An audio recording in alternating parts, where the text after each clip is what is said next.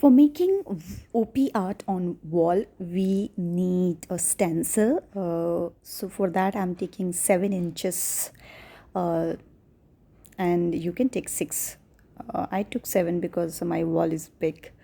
First step will be making a circle, and I created my own compass because I don't have one. So if you have your compass, you can use that. But I'm using this paper compass, and then creating a one stencil.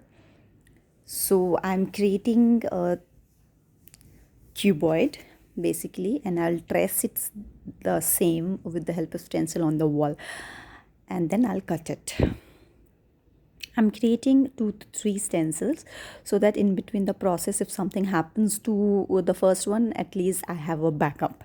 So this was the one very important decision I took, to create 2 3 stencils at one time. So this will be very make your work process really easy. And then you can simply take these stencils and start tracing it on the wall.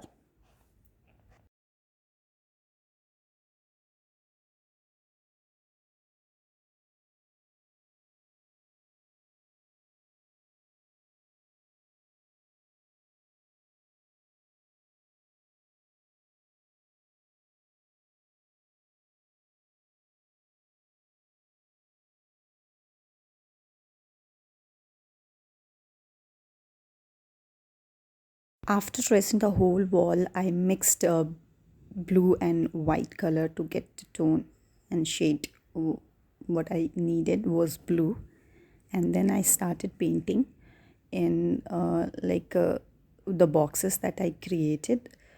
So first I use only one blue to finish all the right side boxes at once. It took long time, whole day and night, to finish with the dark blue one. Enjoy the process.